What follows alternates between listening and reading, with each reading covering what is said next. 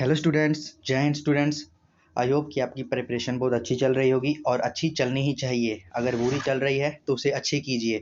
तो चलिए स्टूडेंट्स, आज हम अपना जीके का लेक्चर नंबर 2 स्टार्ट करने जा रहे हैं। तो स्टूडेंट्स, स्टार्ट करने से पहले मैं कुछ बातें करना चाहूँगा। जीके के फर्स्ट लेक्चर में मैंने एक जानबूझकर गलत लिखा था कि वाइट एलिफेंट की भूमि कौन सी है। वो भूमि है थाईलैंड, पर मैंने लिख दिया था इंडोनेशिया। मैं देखना चाहता था कि आप अपनी प्रेपरेशन को लेकर कितने सीरियस हैं और आपके कंसेप्ट कितने हैं। तो मुझे एक बच्चे का कमेंट आया, उसे मैं सल्यूट करता हूँ, सलाम करता हूँ, जय हिंद करता हूँ। स्टूडेंट्स, ऐसे ही बच्चों का पेपर क्लियर होता है जो अपने प्रेपरेशन को लेकर सीरियस होते हैं। तो चलिए स्टूडेंट्स, हम स्टार्ट करते हैं। जैसा कि मैंने आपको पहले भी बताया है कि हम सीक्वेंस वाइज चलते हैं, जो भी करेंगे सीक्वेंस चलेंगे। पहले मैंने एशिया उठाया, फिर उसके बाद मैं अफ्रीका उठाऊंगा, फिर उसके बाद मैं साउथ अमेरिका, फिर नॉर्थ अमेरिका, फिर अफ्रीका, फिर अंटार्कटिका, फिर ऑस्ट्रेलिया। सब कुछ स्टूडेंट हम ऐसे सीक्वेंस वाइज चलेंगे। हम ऐसे नहीं करेंगे कि अगर मैं अकबर पढ़ा रहा हूँ, अकबर के बाद मैं अकबर का चाचा पढ़ाऊँगा, फिर अकबर के चाचे के बाद अकबर का दादा पढ़ाऊँगा। ऐसे ही अच्छे सीक्वेंस वाइज चलते रहेंगे। तो चलिए स्टूडेंट्स, आज का हमारा सेक्शन, हाँ, लेक्चर नंबर 2 हम स्टार्ट करते हैं। तो चलिए स्टूडेंट्स, हमारा आज का फर्स्ट क्वेश्चन है, हाईएस्ट पीक ऑफ अफ्रीका। हमारा कौन सा आज का कॉन्टिनेंट है? Africa continent. अब स्टूडेंट्स, आप अपनी कमर कस के बस जीके का पोर्शन नोट्स करते जाइए और नोट्स बनाते जाइए, याद करते जाइए। प्रैक्टिस सेशन की कमी मेरे तरफ से कोई नहीं रहेगी, बस आप कमर कस लीजिए अपनी। तो चलिए, highest peak of Africa. Africa की सबसे ऊंची चोटी कौन सी है? अफ्रीका की सबसे ऊंची चोटी है माउंट किलीमंजारो। माउंट किलीमंजारो, अब ये है माउंट किलीमंजारो। और स्टूडेंट्स, एशिया की सबसे ऊंची चोटी है Mount Everest, 8,848.86 metre, Nepal Kathmandu में है। तो इसकी स्टूडेंट्स हमें अच्छे तरीके से तैयारी करनी है। हमें ये नहीं कि स्टूडेंट्स, एग्जाम प्रिपरेशन करने से पहले हमें वो चीज़ देखनी चाहिए कि हमें क्या पढ़ना है और क्या छोड़ना है। सबसे इम्पोर्टेंट, हमें क्या छोड़ना है। सबसे पहले इसे ध्यान देना चाहिए कि हमें क्या छोड़ना है, क्या चीज़, कौन सी चीज़ नहीं पढ़नी है। तो सबसे पहले स्टूडेंट्स, अब कहीं भी किसी के पास भी तैयारी कर रहे हो तो इस चीज़ का आपके पास आंसर होना चाहिए कि हमें क्या छोड़ना है। सबसे पहला क्वेश्चन ये होगा कि सर हमें क्या छोड़ना है और क्या पढ़ना है। तो चलिए, अफ्रीका का हाईएस्ट पीक कौन सा है? Mount Kilimanjaro. और ये कि माउंट किलीमंजारो कहाँ पर है? ये माउंट किलीमंजारो अफ्रीका का एक शहर है। जैसे इंडिया का यूपी, हैदराबाद ये हो गया, अफ्रीका का एक शहर है तंजानिया। एशिया, साथ साथ में स्टूडेंट्स हम रिवाइज भी करते चलेंगे पिछले। एशिया का सबसे हाईएस्ट पीक कौन सा है? Mount Everest. उसकी ऊंचाई कितनी है? 8,848.86 मीटर। कहाँ पे है? नेपाल में। नेपाल में कहाँ पे है? काठमांडू में। तो चलिए, हमारा सेकंड क्वेश्चन है, Africa continent is also called. जो अफ्रीका का महाद्वीप है उसको और क्या कहा जाता है? अफ्रीका के महाद्वीप को डार्क कॉन्टिनेंट कहा जाता है। अफ्रीका के महाद्वीप को डार्क कॉन्टिनेंट कहा जाता है। स्टूडेंट्स, मैं हिंदी इसलिए नहीं आपने देखा होगा कि पिछले 2 लेक्चर्स में मैं हिंदी नहीं बता रहा हूँ। हिंदी में इसलिए नहीं बता रहा हूँ, हिंदी में मैंने टाइपिंग किया है। जैसे हाईएस्ट पीक है माउंट किलीमंजारो, इसको स्टूडेंट्स हिंदी में माउंट किलीमंजारो ही लिखेंगे। इसका मैं हिंदी में क्या बताऊँ, बस वो इंग्लिश में किलीमंजारो KI और हिंदी में किलीमंजारो का क छोटी ई ल बड़ी ई। ऐसे ही जो जिस वर्ड का हिंदी में नेम चेंज होगा उसका हिंदी शब्द मैं ज़रूर बताऊंगा आपको। तो अफ्रीका कॉन्टिनेंट को और क्या कहा जाता है? Dark continent. और थर्ड में आ गया, rank in area and population में अफ्रीका का क्या रैंक है? फर्स्ट रैंक है। किसका है फर्स्ट रैंक? एशिया का। इसका अफ्रीका का सेकंड रैंक है। अफ्रीका का सेकंड रैंक है। फर्स्ट किसका हो गया? एशिया का। सेकंड किसका हो गया? Africa continent.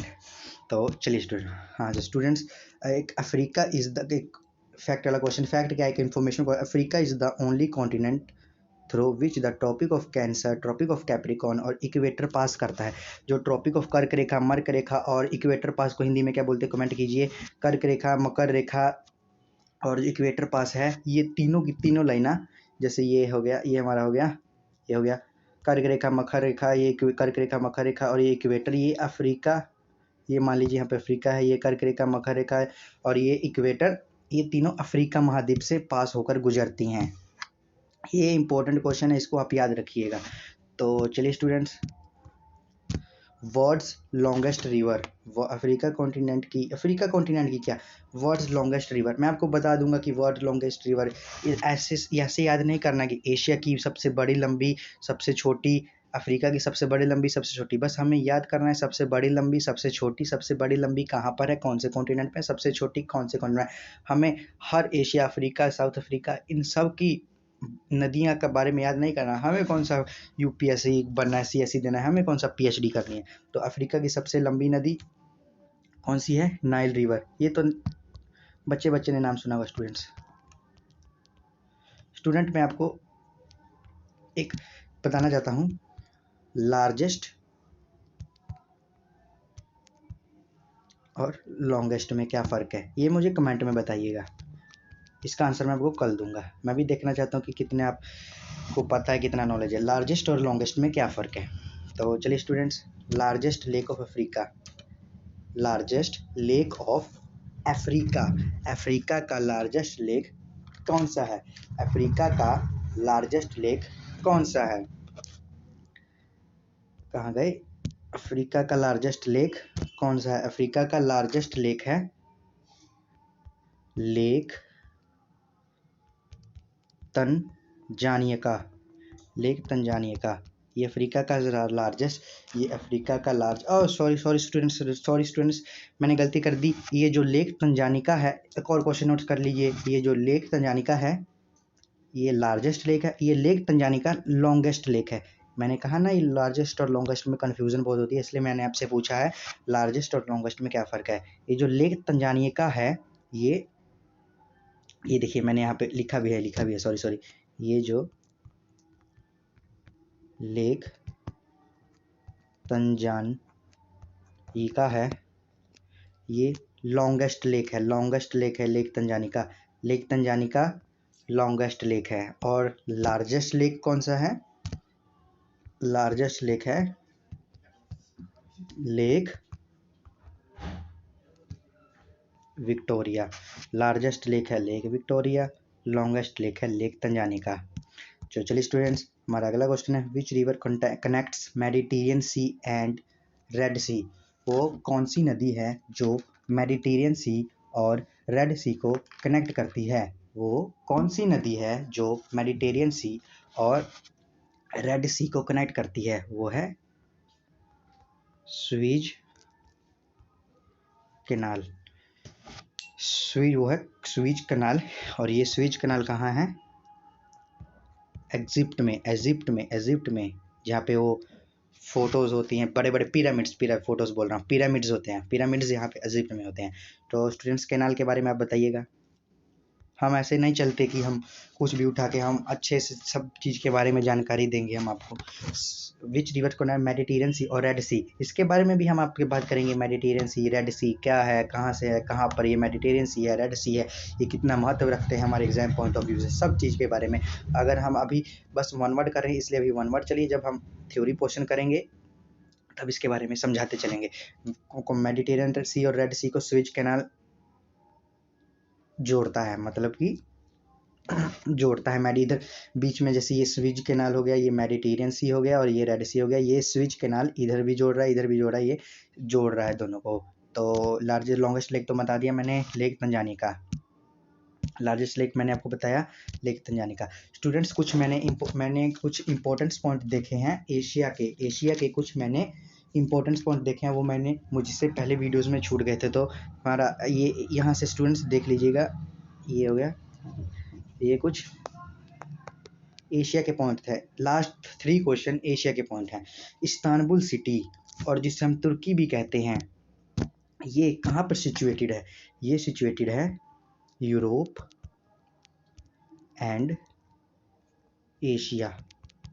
मान लीजिए जैसे ये यूरोप हो गया और ये एशिया हो गया, कि इसके बीच में स्थित है। स्टूडेंट्स, आप मुझे बताइए कि मैंने यूरोप को इतना बड़ा और एशिया को इतना छोटा क्यों बनाया है, बताइएगा स्टूडेंट्स मुझे कमेंट में ज़रूर। इसका आंसर जानने के लिए मैं बहुत उत्सुक हूँगा, एक्साइट हूँगा, बताइएगा। ये जो इस्तांबुल सिटी है ये यूरोप और ऑस्ट्रेलिया के बीच में स्थित है। इस्तांबुल सिटी को हम लोग और कौन से रूप में भी जानते हैं, कौन से नेम से भी जानते हैं, वो है गेटवे ऑफ वेस्ट। राइटिंग पे मत जाइएगा, मेरी राइटिंग ही वैसी है, बस आप समझने का प्रयास कीजिएगा। Istanbul is also known as, Istanbul को और क्या नाम से जाना जाता है, gateway of west, gateway of west. विश्व की सबसे गहरी झील, विश्व की सबसे गहरी झील कौन सी है, लेक बैकाल। कौन सी, रुकिए, कौन सी है विश्व की, लेक, विश्व की सबसे गहरी झील। गहरी झील मीन्स की जैसे ये झील हो गई, गहरी गहरी गहरी गहरी गहरी गहरी गहरी गहरी, सबसे गहरी गहरी गहरी गहरी गहरी गहरी, सबसे गहरी झील कौन सी है, लेक बैकाल। ये लेक बैकाल कहाँ कहाँ स्थित है, हवा में थोड़ी होगी, ये है रशिया, रूस। स्टूडेंट्स मुझे बताइए कि रूस जो रशिया है, रशिया का पहला नाम क्या था, रशिया का पहला नाम था, ये पॉलिटी की तरफ आ गए हम, रशिया को हम पहले यूएसएसआर के नेम से जानते थे, फिर इसके बाद इसका रशिया नाम पड़ गया। कहाँ पर स्थित है, रशिया में स्थित है। और इस जो मैंने आपको बताया लेक बैकाल, इसको एक और नेम से जानते हैं, इसको एक और नेम से जानते हैं, उसको बोलते हैं पर्ल ऑफ साइबेरिया,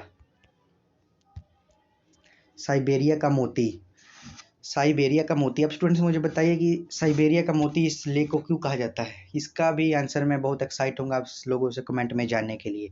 तो चलिए स्टूडेंट्स, आज के लेक्चर के लिए बस इतना ही।